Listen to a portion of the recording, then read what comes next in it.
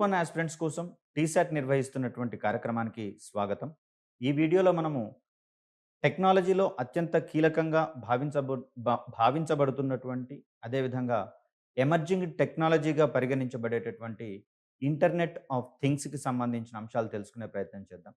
దీన్నే స్థూలంగా ఇండస్ట్రీ 4.0లో అత్యంత కీలకమైనటువంటి ఒక సాంకేతికతగా పరిగణిస్తూ ఉంటాం. మరి ఈ క్రమంలో ఇంటర్నెట్ ఆఫ్ థింగ్స్ అనేది ఇండస్ట్రీ 4.0 లేదా దీన్నే మనము నాలుగవ పారిశ్రామిక విప్లవంగా పరిగణిస్తున్నటువంటి తరుణంలో మరి ఈ నాలుగవ పారిశ్రామిక విప్లవంలో ఇంటర్నెట్ ఆఫ్ థింగ్స్ యొక్క పాత్ర ఏ విధంగా ఉండబోతోంది, అదేవిధంగా మానవ జీవన శైలిని ఏ విధంగా మార్చే ప్రయత్నం చేస్తుందో తెలుసుకునే ప్రయత్నం చేద్దాం. సో దీంట్లో క్వశ్చన్ అడిగే విధానం ఏ విధంగా ఉండవచ్చు అనేది చూస్తే ఇండస్ట్రీ 4.0లో ఇంటర్నెట్ ఆఫ్ థింగ్స్ కీలకం కాబోతోంది, చర్చించండి. మరి ఈ క్రమంలో ఇండస్ట్రీ 4.0 అంటే ఏంటి, దీని యొక్క ఆవిర్భావ క్రమం ఏ విధంగా ఉంది, అలా ఆవిర్భవించినటువంటి తరుణంలో మనకు ఇంటర్నెట్ ఆఫ్ థింగ్స్ యొక్క ఉపయోగము నాలుగవ పారిశ్రామిక విప్లవంలో ఏ విధంగా ఉంది అనే ఓరియంటేషన్లో దీనికి సంబంధించినటువంటి సమాధానాన్ని రాసుకునే ప్రయత్నం చేద్దాం. ముఖ్యంగా చూస్తే పారిశ్రామిక విప్లవం యొక్క ప్రభావం అనేది మానవ జీవన శైలి మీద అత్యధికంగా ఉంటుంది అనడంలో ఎటువంటి అతిశయోక్తి లేదు. ముఖ్యంగా ఈ పారిశ్రామిక విప్లవం అనేది వస్తూత్పత్తిని గణనీయంగా పెంచేటటువంటి సదుద్దేశము, అదేవిధంగా వీలైనంత తక్కువ సమయంలోనే అధిక ఉత్పత్తిని సాధించుకునేటటువంటి పరిణామక్రమం, అదేవిధంగా చూస్తే యంత్రాల వాడకంతో మానవ శ్రమని తక్కువగా చేస్తూ అధికంగా వస్తూత్పత్తికి బాటలు వేసినటువంటి క్రమాన్ని మనం ఇక్కడ గమనించవచ్చు పారిశ్రామిక విప్లవానికి సంబంధించి. అదే మానవ శ్రమతో గనక మనం అబ్జర్వ్ చేస్తే ఇక్కడ ఎక్కువ సమయం పట్టేది వస్తూత్పత్తి కోసం, అదేవిధంగా తక్కువ మొత్తంలో వస్తువులు తయారయ్యేటటువంటి పరిస్థితి ఉండేది. తద్వారా యాజమాన్యానికి కావచ్చు, సంబంధిత సిబ్బందికి కావచ్చు ఆదాయం తక్కువగా ఉండేటటువంటి పరిస్థితి, లాభాలు కూడా ఎక్కువగా వచ్చేటటువంటి పరిస్థితి ఉండేది కాదు.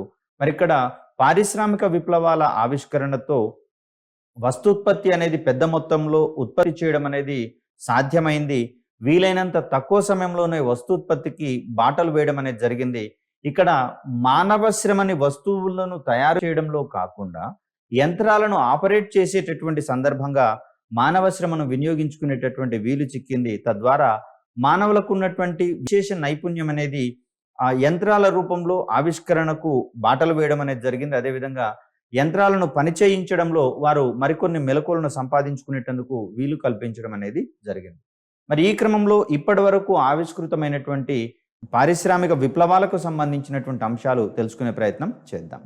ఇక్కడ చూస్తే ఆన్సర్లో ఓపెనింగ్ చేసుకున్న మనము మానవ జీవన శైలిని సమూలంగా మార్చివేసినటువంటి పలు సంఘటనల్లో పారిశ్రామిక విప్లవం అనేది ముందు వరుసలో నిలుస్తుంది అనేది చెప్పుకున్నాం. గతంలో చూస్తే మొట్టమొదటగా మనకు నిప్పు ఆవిష్కరణ అనేది మనం గమనించాం. అదేవిధంగా తర్వాతి క్రమంలో చక్రం యొక్క ఆవిర్భావం జరిగిందనుకున్నాం. అదేవిధంగా దీన్ని అడ్డు అవసరాలకు అంటే అడ్డంగా వీటిని వినియోగించినటువంటి క్రమము, అదేవిధంగా నిలువుగా దీనిని వినియోగించినటువంటి క్రమాన్ని మనం ఇక్కడ గమనించాము. సో నిలువుగా అయితే ఇది రవాణా రంగంలో అత్యంత కీలకమైనటువంటి ఆవిష్కరణగా మిగిలింది. ఈ అడ్డుగా ఉపయోగించేటటువంటి క్రమంలో ఇది కుమ్మరి చక్రంగా ఆవిర్భవించి కుండల తయారీ వంటి వినూత్నమైనటువంటి వృత్తులను తీసుకుని రావడం అనేది జరిగింది. ఈ క్రమంలోనే పారిశ్రామిక విప్లవాలకు సైతం అత్యంత ఆదరణ ఉంది, ప్రాధాన్యత కూడా ఉన్నటువంటి సంగతిని ఇక్కడ మనం గమనించాలి. మరి మొట్టమొదటి పారిశ్రామిక విప్లవానికి సంబంధించి చూస్తే ఇక్కడ నీరు కావచ్చు, నీటి ఆవిరికి ఉండేటటువంటి శక్తి కావచ్చు, ఈ రెండింటి ప్రాతిపదికన ఆవిరి యంత్రాన్ని రూపొందించుకొని మరి ఆ ఆవిరి యంత్రం సాక్షిగా మొదటి పారిశ్రామిక విప్లవాన్ని ప్రారంభించుకున్నాం మనం. మరి ఇక్కడ చూస్తే సాధారణంగా చల్లగా ఉండేటటువంటి నీటితో కంపేర్ చేస్తే వేడి నీటికి శక్తి అధికంగా ఉంటుందండి. దీనికి ప్రధానమైనటువంటి కారణంగా నీటి అణువులతో కంపేర్ చేస్తే వేడి నీటి అణువులలో గతిజ శక్తి అనేది కొంచెం ఎక్కువగా ఉంటుంది కాబట్టి సో ఆ గతిజ శక్తిని ఆధారంగా చేసుకుని వేడి నీటికి అత్యధిక శక్తి ఉంటుంది చల్లని నీటితో కంపేర్ చేస్తే అనుకుంటాం.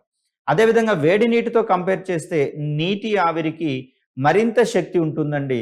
సో దీనికి ప్రధాన కారణంగా ఆవిరిలో ఉండేటటువంటి నీటి అణువులు లేదా నీటి కణాల యొక్క గతిజ శక్తి మిగిలిన 2 రూపాలతో కంపేర్ చేస్తే అత్యధికంగా ఉంటుంది కాబట్టి ఇటువంటి నీటి ఆవిరి సహాయంతో భారీ టర్బైన్లను సైతం తిప్పుకుంటూ అక్కడ విద్యుత్ ఉత్పత్తిని ప్రస్తుతం మనం చేస్తున్నటువంటి సంగతి మనందరికీ తెలిసిందే. మరి ఈ విద్యుత్ ఆవిర్భావానికి ముందు వచ్చినటువంటిదిగా మనకి ఇక్కడ మొదటి పారిశ్రామిక విప్లవం అనేది కనిపిస్తూ ఉంది. మరి ఈ క్రమంలో ఈ ఆవిరి యంత్రాలను ఆధారంగా చేసుకొని రైలు ఇంజన్ లేదా దీన్ని మనం స్టీమ్ ఇంజన్ పేరుతో మొదట దీన్ని మనము ఉపయోగించుకోవడం అనేది జరిగింది. మరి స్టీమ్ ఇంజిన్ సహాయంతో రైలు బోగీలను లాగుకుంటూ అక్కడ రవాణా రంగం మరింత అభివృద్ధి చెందినటువంటి క్రమాన్ని మనం గమనించవచ్చు. సో అలా ఆవిరి యంత్రం యొక్క సాక్షిగా మొదటి పారిశ్రామిక విప్లవం ప్రారంభం కావడం జరిగింది. ముఖ్యంగా చూస్తే 18, 19 శతాబ్దాలలో యూరోప్ అదేవిధంగా ఉత్తర అమెరికాలలో ఈ మొట్టమొదటి పారిశ్రామిక విప్లవం వెలుగు చూసినటువంటి సంగతిని మనందరం గమనించాలి. సో తద్వారా అక్కడ వస్తూత్పత్తికి అధిక బాటలు వేయడం అనేది జరిగింది. తద్వారా అది ఇతర ప్రపంచ దేశాలలో ఉన్నటువంటి మార్కెట్లలోకి సదరు వస్తువులను ముంచెత్తి వేయడానికి కారణమైనటువంటి ఒక అంశంగా మనకి ఇక్కడ మొదటి పారిశ్రామిక విప్లవం అనేది కనిపిస్తూ ఉంది. ముఖ్యంగా దీంట్లో కీలకమైనటువంటి పాత్ర పోషించిన అంశంగా మనకి ఇక్కడ ఆవిరి యంత్రం అనేది కనిపిస్తూ ఉంది. అదేవిధంగా చూస్తే రెండవ పారిశ్రామిక విప్లవానికి సంబంధించి మాట్లాడుకోవాల్సి వస్తుంది. ముఖ్యంగా చూస్తే 1870 మరియు 1914ల మధ్య ఇక్కడ ఇప్పటికే పరిశ్రమలు స్థాపించడం అనేది జరిగింది. సో పారిశ్రామిక విప్లవం అంటేనే పరిశ్రమలతో ఇమిడి ఉన్నటువంటి అంశంగా మనకు కనిపిస్తూ ఉంటుంది. కాబట్టి మరి అప్పటికే స్థాపించబడినటువంటి పరిశ్రమలలో శక్తి ఉత్పత్తి కోసము బొగ్గు వంటి వాటిని ఉత్పత్తి చేయడం అనేది జరిగింది. మరి బొగ్గు వాడకంతో మనకు వచ్చేటటువంటి మొట్టమొదటి సమస్యగా మనకు పర్యావరణ సమస్య అనేది ఒకటి తెలుస్తుంది. మరి ఈ పర్యావరణ సమస్యను తగ్గించుకునేటటువంటి ప్రయత్నాలు చేయాల్సి వస్తుంది. తద్వారా ఇక్కడ పర్యావరణ హితమైనటువంటి అవసరాల కోసము మనం శక్తి వనరులను వినియోగించుకోవాల్సి వస్తుంది. కాబట్టి బొగ్గుకు ప్రత్యామ్నాయంగా ఉండేటటువంటి శక్తి వనరుల వినియోగం పట్ల అక్కడ ప్రయోగాలు కావచ్చు, పరిశోధనలు కావచ్చు కావించడం జరిగింది. తద్వారా మనకు ఇక్కడ ఉన్నటువంటి శక్తి వనరుగా అంటే అప్పటికే స్థాపితమైనటువంటి పరిశ్రమలలో శక్తి వనరుగా విద్యుత్ శక్తిని వినియోగించడం అనేది రెండవ పారిశ్రామిక విప్లవంలోని అత్యంత కీలకమైనటువంటి అంశంగా కనిపిస్తుంది. తద్వారా భారీ స్థాయిలో వస్తూత్పత్తికి బాటలు వేసినటువంటి ఒక పరిణామ క్రమం మనకు రెండవ పారిశ్రామిక విప్లవం కాలంలో ఆవిష్కృతం కావడం జరిగింది. ఇక్కడ విద్యుత్ శక్తి వాడకంతో ప్రారంభమైనటువంటి రెండవ పారిశ్రామిక విప్లవ కాలంలోని మరికొన్ని ఆవిష్కరణలు గనక మనం గమనిస్తే టెలిఫోన్ కావచ్చు, విద్యుత్ బల్బు కావచ్చు, ఫోనోగ్రాఫ్ దీన్నే మనము గ్రామ్ ఫోన్ అంటాం. గ్రామ్ ఫోన్ రికార్డు వంటివి మనందరికీ తెలిసిందే. దీంట్లో సౌండ్ని రికార్డు చేసి దానిని పునరుత్పత్తి చేసేటటువంటి సదుపాయం ఉన్నటువంటి ఒక పరికరంగా మనకు ఇక్కడ గ్రామఫోన్ లేదా ఫోనోగ్రాఫ్ అనేది కనిపిస్తుంది. ఇక్కడ గుండ్రంగా ఉన్నటువంటి స్టీల్ ప్లేట్ల మీద ట్రాక్ల వెంబడి సమాచారాన్ని రికార్డు చేసేటటువంటి వెసులుబాటు ఉంటుంది. ఈ ట్రాక్ల వెంబడి ఒక నీడిల్ లేదా స్టైలస్ అనేటటువంటి దానిని ప్రయాణించేటట్లుగా చేసినప్పుడు ఇక్కడ ఉన్నటువంటి ఈ సమాచార సంకేతాలకు అనుగుణంగా అది ప్రకంపనలు చేస్తుంది. మరి ఈ ప్రకంపనలే అక్కడ ఉన్నటువంటి పరికరంలో శబ్ద తరంగాలుగా పునరుత్పత్తి చేయబడతాయి. శబ్ద తరంగాలుగా పునరుత్పత్తి చేయబడతాయి. తద్వారా ఈ ప్రకంపనల సహాయంతో శబ్దం వెలువడి అది హెచ్చు మొత్తంలో విడుదలయ్యేందుకు అవకాశం ఉంటుంది. కాబట్టి ఈ గ్రామ్ఫోన్ రికార్డుని మనం ఇక్కడ శబ్దాన్ని రికార్డు చేయగల అదేవిధంగా పునరుత్పత్తి చేయగలిగేటటువంటి ఒక ఉపకరణంగా మనం చూస్తూ ఉంటాం. ఇది మనకు రెండవ పారిశ్రామిక విప్లవ కాలంలో వెలుగొందినటువంటి ఒక ఆవిష్కరణగా చూస్తూ ఉన్నాం. దీనితో పాటుగా ఇంటర్నల్ కంబషన్ ఇంజన్ అంటే దహన ఛాంబర్గా కూడా మనం ఇక్కడ చెప్పవచ్చు. సో ప్రస్తుతం ఉన్నటువంటి వాహనాలన్నింటిలో కూడా ఇంధనం మండి శక్తిని అందించేటటువంటి క్రమంలో ఈ దహన ఛాంబర్లు లేదా కంబషన్ ఇంజన్స్ అనేవి చాలా కీలకమైనటువంటి భాగాలుగా ఉన్నాయి. ఇవి రసాయన శక్తిని యాంత్రిక శక్తిగా మార్చివేసేటటువంటి ఒక అద్భుతమైనటువంటి యంత్రాలుగా మనం ఇక్కడ చూస్తూ ఉన్నాం. వీటిలలో వాడేటటువంటి ఫ్యూయల్ ఏదైతే ఉందో ఆ ఫ్యూయల్ని మండించడం ద్వారా ఆ మంట నుంచి వెలువడేటటువంటి శక్తిని ఆధారంగా చేసుకొని చలనానికి అవసరమైనటువంటి యాంత్రిక శక్తిని సమకూర్చేటటువంటి ఆవిష్కరణగా మనకి ఇక్కడ ఇంటర్నల్ కంబషన్ ఇంజిన్ అనేది కనిపిస్తూ ఉంది. సో ఇలా రెండవ పారిశ్రామిక విప్లవంలో విద్యుత్ శక్తి అనేది అత్యంత కీలకంగా పరిగణించడం అనేది జరిగింది. దీని రాకతో అంటే ఇక్కడ విద్యుత్ శక్తి వినియోగంతో వస్తూత్పత్తి అధిక మొత్తంలో చేపట్టడానికి అవకాశం అనేది దొరికింది. ఇక్కడ మూడవ పారిశ్రామిక విప్లవాన్ని గనక మనం గమనిస్తే 1980ల తర్వాత ప్రారంభమైనటువంటిది మూడో పారిశ్రామిక విప్లవము. ఇక్కడ మొదటి పారిశ్రామిక విప్లవానికి ఆవిరి యంత్రం సాక్ష్యమైంది. రెండవ దానికి విద్యుత్ శక్తి సాధ్యం కావడంతో విద్యుత్ శక్తి వినియోగంతో రెండవ పారిశ్రామిక విప్లవం వచ్చినట్లుగా చెప్పుకున్నాం. మూడవ పారిశ్రామిక విప్లవానికి ఆధారభూతంగా డిజిటల్ విప్లవము లేదా డిజిటల్ సాంకేతికత అనవచ్చు. మరి డిజిటల్ సాంకేతికతకు ముందు ఏముంది సార్ అంటే అనలాగ్ సాంకేతికత అనేది మనం ప్రధానంగా వాడుకోవడం అనేది జరిగింది. మరి అనలాగ్ సాంకేతికత వినియోగానికి శక్తి అధిక మొత్తంలో వినియోగించాల్సి వస్తుంది. అదేవిధంగా చూస్తే వేరే తరంగాల యొక్క ప్రభావం అనేది వీటి మీద ఉంటుంది కాబట్టి ఆ తరంగాల ప్రభావం వల్ల అనలాగ్ సంకేతాలు అనేటటువంటివి ప్రభావితం కాబట్టి దీని ద్వారా సమాచార తరంగాలు ప్రయాణం చేసేటటువంటి సందర్భంగా ఎక్కువ డిస్టర్బెన్సెస్ రావడం అనేది జరిగింది. సో తద్వారా ఈ అనలాగ్ సాంకేతికతలకు బదులుగా మరికొన్ని రకాలైనటువంటి అనువైన సాంకేతికతల కోసం ప్రయత్నించడం అనేది జరిగింది. ఆ క్రమంలో వెలుగు చూసిందే మనకు డిజిటల్ సాంకేతికత.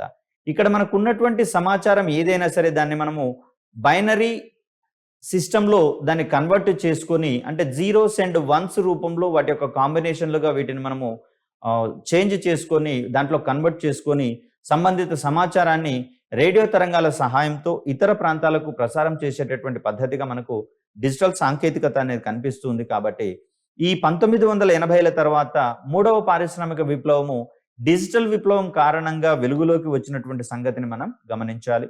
ఇదే క్రమంలో పర్సనల్ కంప్యూటర్లు కావచ్చు, ఇంటర్నెట్ వంటి వాటి రాకతో ఇక్కడ డిజిటల్ విప్లవం అనేది లేదా మూడవ పారిశ్రామిక విప్లవం అనేది మరింత పురోగతి సాధించినటువంటి క్రమాన్ని మనం ఇక్కడ చూస్తూ ఉన్నాం. ముఖ్యంగా చూస్తే దైనందిన జీవితంలో ఏ రంగమైనా సరే ప్రస్తుతము కంప్యూటర్లు లేనటువంటి రంగాన్ని ఊహించలేము. అలా 1980s తర్వాత కంప్యూటర్ల యొక్క వాడకం విస్తృతమైనటువంటి సందర్భంలో అదేవిధంగా ఇంటర్నెట్ అంటే ఇక్కడ మనకు నెట్వర్క్ ఆఫ్ నెట్వర్క్స్గా చెప్తూ ఉన్నాం మనం. అంటే అప్పటికే అనుసంధానమైనటువంటి కొన్ని కంప్యూటర్ల యొక్క ఇంటర్ కనెక్టివిటీని పెంచడం ద్వారా వచ్చేటటువంటి వ్యవస్థని మనం ఇక్కడ ఇంటర్నెట్ అంటాము. దీని ద్వారా ప్రపంచవ్యాప్తంగా ఉన్నటువంటి ఏ రెండు పీసీల మధ్యనైనా సరే సమాచారాన్ని ఏ రూపంలోనైనా సరే పంచుకునేటటువంటి వీలు దొరికింది. ఇక్కడ మూడవ పారిశ్రామిక విప్లవంలో కీలక పాత్ర పోషించినటువంటి పర్సనల్ కంప్యూటర్ల వినియోగం కావచ్చు, అదేవిధంగా ఇంటర్నెట్ ఆవిష్కరణ లేదా ఇంటర్నెట్ వాడకం అధికం కావడం కావచ్చు. ప్రస్తుతము నాలుగవ పారిశ్రామిక విప్లవంలో సైతము ఇది ఇంటర్నెట్ అనేది కీలకమైనటువంటి పాత్రను పోషించడం అనేది మనం చూస్తూ ఉన్నాం. ముఖ్యంగా చూస్తే ఇంటర్నెట్ అనేది ప్రధానంగా పీసీ టు పీసీ అంటే కంప్యూటర్ నుంచి కంప్యూటర్కు అనుసంధానించగలిగేది. ఇటీవల కాలంలో అయితే ఈ వాడకం ఎక్కువవుతున్నటువంటి పరిస్థితులలో మనకి ఇక్కడ స్మార్ట్ ఫోన్స్ కావచ్చు, అదేవిధంగా ట్యాబ్లెట్స్ వంటివి వినియోగం పెరుగుతున్నటువంటి పరిస్థితులలో ఇక్కడ మనం స్మార్ట్ ఫోన్స్ని అదేవిధంగా ట్యాబ్స్ని సైతము ఇంటర్నెట్ ఆధారంగా ఇతర ఉపకరణాలతో కనెక్ట్ చేసి సమాచార వినిమయానికి లేదా సమాచార మార్పిడికి మనము ప్రయత్నిస్తున్నటువంటి సంగతి మనందరికీ తెలిసిందే. అనేక రకమైనటువంటి ఉపయోగాలు ఇంటర్నెట్ రాకతో రావడం అనేది జరిగింది. సో దీని యొక్క మరొక ఎక్స్టెండెడ్ ఫామే మనకి ఇక్కడ ఇంటర్నెట్ ఆఫ్ థింగ్స్ అనేటటువంటిది కనిపిస్తుంది. అది ఇండస్ట్రీ 4.0లో కీలకంగా పరిణమించబోయేటటువంటి ఒక సాంకేతికతగా మనకు కనిపించబోతోందని చెప్పుకుంటాం.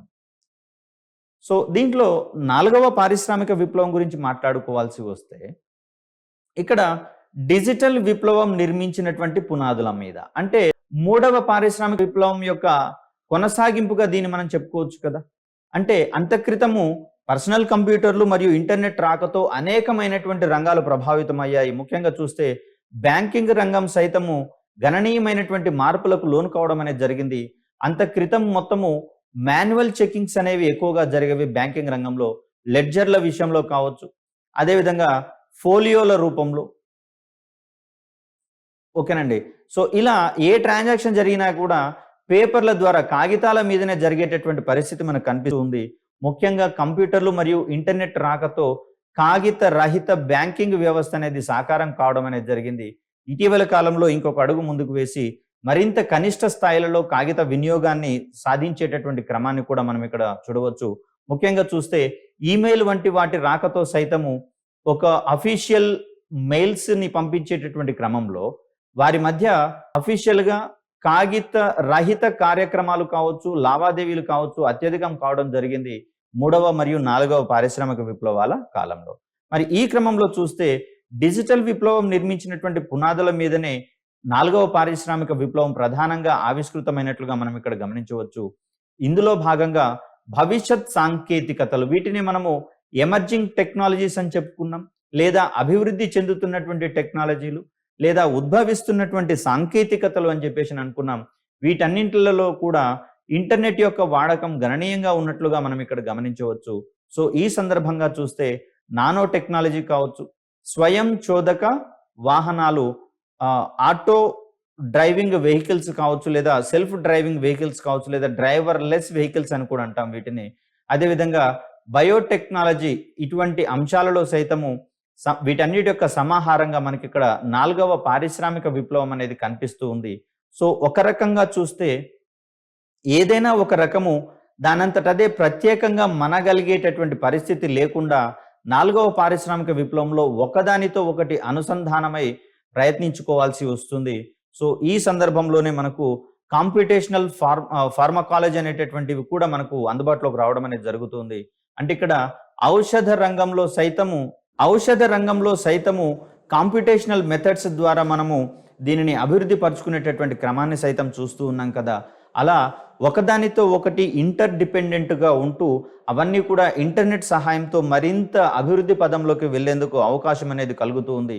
ముఖ్యంగా చూస్తే ఇప్పటివరకు వైఫైతో అనుసంధానించబడేటటువంటి ఇక్కడ కంప్యూటర్ వ్యవస్థలు అంటే డెస్క్‌టాప్ కావచ్చు, ల్యాప్‌టాప్ కావచ్చు, స్మార్ట్ ఫోన్, టాబ్లెట్ వంటివి మనకు గతంలో అయితే ఒకదానితో ఒకటి అనుసంధానించడానికి వీలుగా ఉండేవి.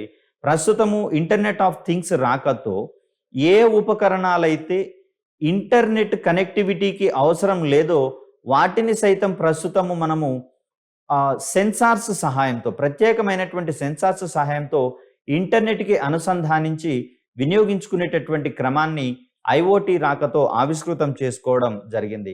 ముఖ్యంగా చూస్తే కెమెరాల వంటి వాటికి గతంలో అయితే ఇంటర్నెట్ యొక్క అవసరం లేకపోయేది. మనందరికీ తెలిసిందే డిఎస్ఎల్ఆర్ కెమెరాస్ కావచ్చు, ఇతరత్ర కెమెరాలన్నీ కూడా మామూలుగా పనిచేసేటటువంటి పరిస్థితి ఉండేది. అయితే వీటికి వైఫై కనెక్ట్ చేసేటటువంటి సెన్సార్లను అమర్చడం ద్వారా తీసినటువంటి ఫోటోస్‌ను ఇమ్మీడియేట్‌గా క్లౌడ్ స్టోరేజ్‌లకు లేకపోతే ఇన్‌స్టాగ్రామ్, ఫేస్‌బుక్ వంటి సోషల్ మీడియా ప్లాట్‌ఫామ్స్‌కు ఇమ్మీడియేట్‌గా అప్‌లోడ్ చేయగలిగేటటువంటి సాంకేతికత ప్రస్తుతం రావడం అనేది జరిగింది. మరి ఇక్కడ కెమెరా వంటి సాంప్రదాయ ఉపకరణానికి ఎటువంటి ఇంటర్నెట్ కనెక్షన్ అవసరం లేకున్నా కూడా దీనిని ప్రత్యేకమైనటువంటి సెన్సార్ల సహాయంతో ఇంటర్నెట్‌కు అనుసంధానం చేసి తీసినటువంటి వీడియోలను కావచ్చు, పిక్చర్స్‌ని కావచ్చు, ఫోటోగ్రాఫ్స్‌ని కావచ్చు ఇమ్మీడియేట్‌గా మనకు కావాల్సినటువంటి వారికి షేర్ చేసుకోవడం, అదేవిధంగా ప్రముఖమైనటువంటి సోషల్ మీడియా ప్లాట్‌ఫామ్‌లలోకి అప్‌లోడ్ చేసుకోవడానికి వీలు కలిగింది. మరి ఇది మనం ఒక రకంగా ఇంటర్నెట్ ఆఫ్ థింగ్స్ యొక్క ప్రాథమికమైనటువంటి ఉపయోగంగా మనం ఇక్కడ చెప్పుకోవచ్చు.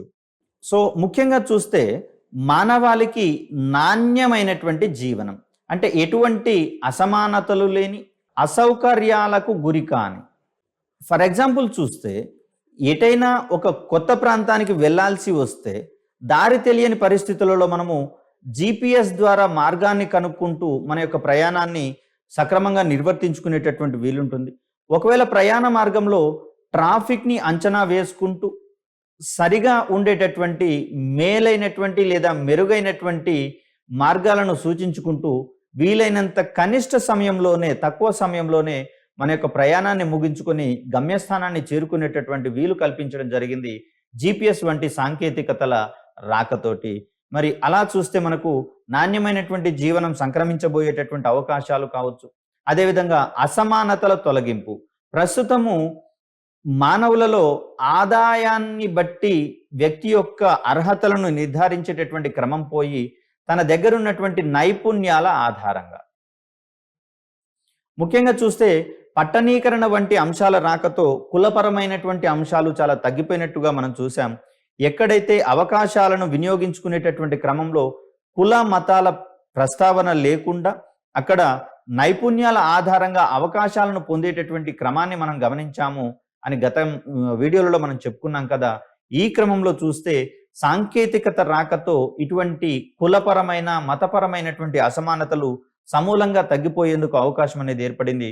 అదేవిధంగా చూస్తే ప్రపంచ దేశాల యొక్క ఆదాయ వనరులను పెంపొందించేటటువంటి లక్ష్యాలతో ఇక్కడ 4వ పారిశ్రామిక యుగంలో ఇంటర్నెట్ ఆఫ్ థింగ్స్ ప్రధాన భూమిక పోషిస్తోందనేది మనం ప్రముఖంగా చెప్పుకోవాల్సినటువంటి విషయం. ముఖ్యంగా చెప్పాలంటే ఇంటర్నెట్ ఆఫ్ థింగ్స్కి సంబంధించి ఇది ఇంటర్నెట్ కనెక్టివిటీ అవసరం లేనటువంటి వస్తువులను సైతము మనము ప్రత్యేకమైనటువంటి సెన్సార్ల ద్వారా అనుసంధానించేటటువంటి వీలుందని చెప్పుకున్నాము. ఈ క్రమంలో చూస్తే సెన్సార్ల యొక్క ఉత్పత్తి గణనీయంగా పెంచుకోవాల్సి వస్తుంది, సెన్సార్స్ యొక్క ఉత్పత్తి. అదేవిధంగా చూస్తే సాంప్రదాయ వస్తువుల స్థానంలో ఐఓటీ ఆధారిత వస్తువులను పెద్ద మొత్తంలో తయారు చేసుకోవాల్సి వస్తుంది. ముఖ్యంగా చూస్తే స్పీకర్స్ వంటి వాటికి సంబంధించి చూస్తే గతంలో అయితే ఒక ప్లేయర్కి వీటిని అనుసంధానించుకొని ఆ ప్లేయర్ ద్వారా వచ్చేటటువంటి తరంగాలను అది గ్రహించి వాటిని శబ్ద తరంగాలుగా మార్చి మనకు వినిపించేటటువంటి క్రమాన్ని మనం చూసాం. అయితే ఈ సందర్భంలో సాంప్రదాయ వ్యవస్థలలో ఇటువంటి ప్లేయర్స్కి కావచ్చు, స్పీకర్స్కి కావచ్చు మనము ఇంటర్నెట్ని అనుసంధానించాల్సినటువంటి అవసరం లేదు. ప్రస్తుతము అమెజాన్ కంపెనీకి సంబంధించి ఒకటి స్పీకర్ అనేది మనకు మార్కెట్లో అందుబాటులో ఉంటుంది. దీంట్లో అలెక్సా అని చెప్పి ఒక కమాండ్ కనుక మనం అందిస్తే దానికి అనుగుణంగా రెస్పాండ్ అయ్యేలా ఈ స్పీకర్ని డిజైన్ చేసుకోవడం అనేది జరిగింది.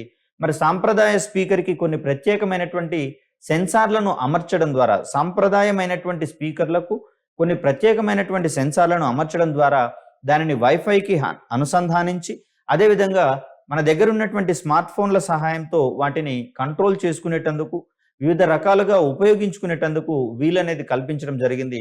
ఈ స్పీకర్లతో పాటుగా ఇటీవలి కాలంలో ఒక టచ్ స్క్రీన్ ఉండేటటువంటి డివైస్ని సైతం అమెజాన్ ఉత్పత్తి చేయడం అనేది జరిగింది. దీని ద్వారా మనకు కావాల్సినటువంటి వీడియోలను సైతం వీక్షించుకునేందుకు వీలుంది. అదేవిధంగా మన సన్నిహితులకు వీడియో కాల్స్ చేసుకునేటటువంటి సందర్భం కూడా మనకి ఇక్కడ ఆ సదుపాయం కూడా కల్పించబడింది. ఇది కేవలము వాయిస్ కమాండ్ల రూపంలో వినియోగించుకునేటటువంటి క్రమాన్ని మనం ఇక్కడ గమనించవచ్చు. అంటే కేవలము దాని పేరును పలకరించి సంబంధిత కమాండ్ని ఇచ్చినప్పుడు అది ఆ పనిని నిర్వర్తించేటటువంటి సదుద్దేశము, సదవకాశం అనేది మనకి ఇక్కడ కనిపిస్తూ ఉంది. మరి ఇవన్నీ కూడా ఇంటర్నెట్ ఆఫ్ థింగ్స్ వంటి అంశాల రాకతో మనం ఇక్కడ గమనించవచ్చు. అదేవిధంగా చూస్తే సాంప్రదాయంగా పనిచేసేటటువంటి ఫ్యాన్స్ని కావచ్చు, అదేవిధంగా ఎయిర్ కండిషనర్స్ని కావచ్చు, అదేవిధంగా హోమ్ థియేటర్స్ వంటి వాటిని, లేదా వీటిని మొత్తంగా చూస్తే హోమ్ అప్లయన్సెస్, వీటన్నింటినీ ఏర్పాటు చేయడం ద్వారా స్మార్ట్ ఫోన్స్ వినియోగం అనేటటువంటిది ఇటీవలి కాలంలో పెరగడం అనేది మనం చూస్తూ ఉన్నాం. ఇప్పటికే ఎల్జీ, శాంసంగ్ వంటి కంపెనీలు గృహాలకు అవసరమైనటువంటి స్మార్ట్ అప్లయన్సెస్ని రూపొందించడంలో అవి కీలకమైనటువంటి పరిశోధన చేస్తూ ఉన్నట్లుగా మనం ఇక్కడ గమనించవచ్చు.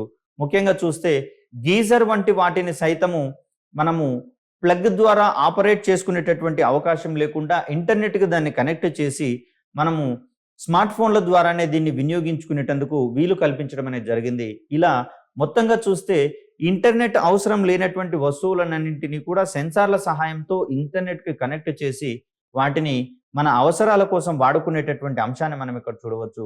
మరి దీంట్లో ఉన్నటువంటి ప్రయోజనం ఏంటి సార్ అంటే అక్కడ ప్రధానంగా శక్తి పొదుపు అనేది జరుగుతుంది, శక్తి ఆదా అనేది జరుగుతుంది. ప్రధానంగా ఇప్పుడున్నటువంటి శక్తి వనరుల మీద ఉండేటటువంటి డిమాండ్ని కొంతమేరకు తగ్గించి శక్తిని పొదుపుగా వినియోగించుకునేందుకు అవకాశం అనేది ఏర్పడుతుంది.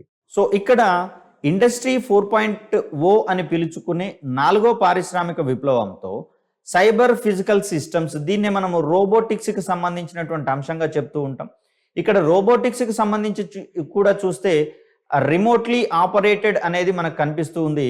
అంటే ఏదైనా ఒక రిమోట్ సహాయంతో కావచ్చు, లేదా ప్రత్యేకమైనటువంటి డివైజ్ల సహాయంతో కావచ్చు, లేదా యాప్ మాధ్యమంగా కావచ్చు, వీటిని మనం కంట్రోల్ చేసేటందుకు వీలు కలుగుతుంది.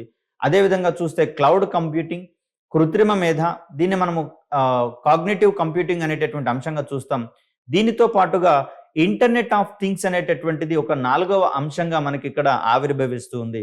ముఖ్యంగా సాంప్రదాయమైనటువంటి పారిశ్రామిక ఉత్పత్తులన్నింటినీ కూడా వైఫై ఆధారిత ఉత్పత్తులుగా మార్చడంలో మనకి ఇక్కడ ఇంటర్నెట్ ఆఫ్ థింగ్స్ అనేది కీలకంగా ఉపయోగపడుతుంది.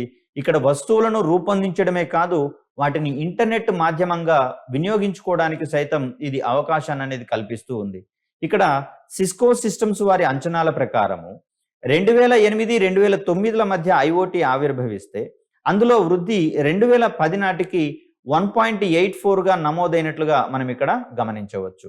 సో ఇక్కడ ఫార్చ్యూన్ బిజినెస్ ఇన్సైట్స్ వారి ప్రకారము ఐఓటీ మార్కెట్ అనేది 25.4% అంటే అంతక్రితము కేవలం 1.84% మాత్రమే ఉండగా ఇది 25.4% పెరుగుదల నమోదవుతున్నట్లుగా మనం ఇక్కడ అంచనా వేయబడింది. ముఖ్యంగా చూస్తే 2021లో $381 మిలియన్ నుండి 2028 నాటికి $1.8 ట్రిలియన్ ఇది అభివృద్ధి చెందేటటువంటి క్రమాన్ని మనం ఇక్కడ గమనించవచ్చు. అంటే ఇక్కడ కేవలం ఐఓటీ ఆధారిత ఉత్పత్తుల ద్వారా పారిశ్రామికంగా గణనీయమైనటువంటి అభివృద్ధి సాధించబోతున్నాం అనేది మనకి ఇక్కడ ఉన్నటువంటి గణాంకాల ఆధారంగా తెలుస్తుంది. ఇదే 2022 నాటికి గనక చూస్తే ఒకదానితో ఒకటి కనెక్ట్ అయ్యి కమ్యూనికేట్ చేసుకునేటటువంటి విస్తారమైనటువంటి ఐఓటీ పరికరాలు, వాటి ఆధారంగా వ్యాపార కార్యకలాపాలు మరింత సమర్థవంతంగా పనిచేయడంలో ఇవి సహాయపడతాయని చెప్పేసి అనుకుంటున్నాం. ఇప్పటికే మనకు పిఓఎస్ పరికరాలు రావడం జరిగింది, క్యాష్లెస్ ట్రాన్సాక్షన్స్ని నిర్వహించుకునేటటువంటి క్రమంలో భాగంగా.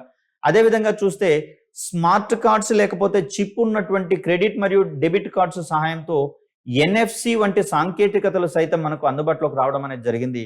వీటి సహాయంతో పూర్తి సెక్యూర్డ్ క్యాష్ ట్రాన్సాక్షన్స్ని నిర్వర్తించుకోవడానికి మనకు వీలు కలిగింది. తద్వారా థర్డ్ పార్టీ జోక్యం లేకుండానే మన యొక్క కార్యకలాపాలను సమర్థవంతంగా నిర్వర్తించుకునేందుకు అవకాశం అనేది చిక్కింది. ఐఓటీ రాకతో ప్రపంచం యొక్క ఆర్థిక రంగంపై గణనీయమైనటువంటి ప్రభావం పడుతున్నట్లుగా మనం ఇక్కడ గమనించవచ్చు. ఇప్పటికే పలు వ్యాపార వాణిజ్య సంస్థలు తమ కార్యకలాపాలను పూర్తి స్థాయిలో డిజిటల్ కార్యకలాపాలుగా మార్చుకొని మరికొన్ని నూతన వాణిజ్య విధానాలను ఆవిష్కరించుకునేటందుకు వీలుంటుంది. ముఖ్యంగా చూస్తే ఐబిఎం వంటి సంస్థలు పూర్తి ఆటోమేటెడ్గా, అంటే మానవుల యొక్క ప్రమేయం లేకుండానే వీటిని మనము ఆటోమేటెడ్ ఫ్యాక్టరీస్ని ఎస్టాబ్లిష్ చేసుకోవడం అనేది జరిగింది. తద్వారా వీటి నుంచి కీబోర్డ్స్ని ఉత్పత్తి చేసేటటువంటి అంశాన్ని మనం చూస్తూ ఉన్నాం. వీటిలలో ఎటువంటి మానవులు కూడా పనిచేయనటువంటి పరిస్థితి కనిపిస్తుంది. పూర్తిగా ఆటోమేటెడ్గా ఇక్కడ ఉత్పత్తి అనేది సంభవిస్తుంది. సో మరి ఇలా చేసేటటువంటి క్రమంలో సంబంధిత మెషినరీని ఇంటర్నెట్కి అనుసంధానించినట్లయితే సూపర్విజన్ అనేది మనకు రిమోట్గా నిర్వర్తించుకునేటందుకు వీలుంటుంది. తద్వారా కార్యకలాపాలు నిర్వర్తించడంలో ఏమైనా డిఫాల్ట్స్ కనుక ఏర్పడితే సకాలంలో సరిదిద్దుకునేందుకు అవకాశం అనేది ఉంటుంది. మరి వీటన్నింటికి మూల స్తంభంగా, మూలకర్తగా మనకు ఇంటర్నెట్ ఆఫ్ థింగ్స్ అనేటటువంటిది ప్రధానంగా ఉండబోతోంది. తద్వారా వాటి యొక్క సామర్థ్యాన్ని, అంటే ఇక్కడ ఈ సంస్థల యొక్క వాణిజ్య విధానాలను డిజిటల్ కార్యకలాపాలుగా మార్చుకున్నటువంటి సందర్భంలో ఆ సంస్థల యొక్క సామర్థ్యాన్ని గణనీయంగా పెంచుకుంటూ ఎక్కువ మందికి ఉద్యోగాలను కల్పిస్తూ, ముఖ్యంగా చూస్తే యాంత్రీకరణ వల్ల కావచ్చు, రోబోటిక్స్ వల్ల కావచ్చు, మనము పెద్ద మొత్తంలో ఉద్యోగాలు కోల్పోబడతాయి అనేటటువంటి ఒక అపవాదు అనేది రావడం జరిగింది. ముఖ్యంగా చూస్తే సాంకేతికతను వినియోగించేటటువంటి క్రమంలో కొన్ని ఉద్యోగాలు కోల్పోయే మాట నిజమే అయినా కూడా ఇటువంటి సాంకేతికతను సముపార్జించుకుంటే నిపుణులుగా వారు మరికొన్ని రంగాలలో ఆవిర్భవించేందుకు, రాణించేటందుకు అవకాశం అనేది దొరుకుతుంది. మరిన్ని కొత్త కొత్త రంగాలు ఉద్భవించేటందుకు సైతం మనకు సహాయపడడం అనేది జరుగుతుంది. మరి ఈ క్రమంలో చూస్తే వినియోగదారులకు మరిన్ని సేవలు అందించగలిగేటటువంటి వీలు కల్పించబడబోతోంది.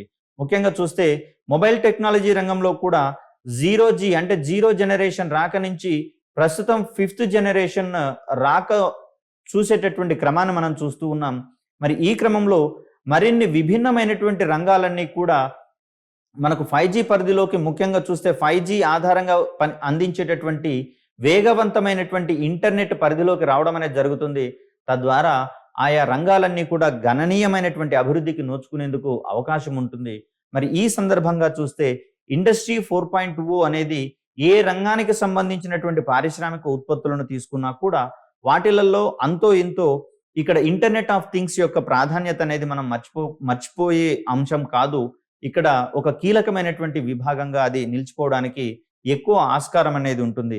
మిగిలిన సాంకేతికతలతో వీటిని ముడిపెట్టి చూసుకున్నా కూడా అగ్రభాగాన్ని మనము ఐఓటీకి అందించాల్సి వస్తుంది. ఎందుకంటే సూపర్విజన్ చేసుకోవాలన్నా కూడా, అదేవిధంగా ఒక కార్యక్రమాన్ని స్మార్ట్‌గా మనము నిర్వర్తించుకోవాలన్నా కూడా అక్కడ వైఫై ద్వారా అనుసంధానించబడేటటువంటి ఐఓటీ ఉపకరణాల యొక్క ప్రభావం అనేది కీలకంగా ఉండబోతోంది.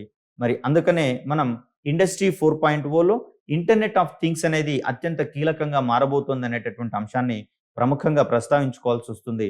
మరొక వీడియోలో మనము ఇంటర్నెట్ ఆఫ్ థింగ్స్ వల్ల కలిగేటటువంటి ప్రయోజనాలు ఏంటి, అదేవిధంగా దుష్ప్రయోజనాలకు సంబంధించినటువంటి అంశాలు, దీనిని అమలు చేసేటటువంటి సందర్భంగా ఎదురయ్యేటటువంటి సవాళ్ళు, మరి వాటి యొక్క పరిష్కార మార్గాలకు సంబంధించినటువంటి అంశాలు తెలుసుకునే ప్రయత్నం చేద్దాం.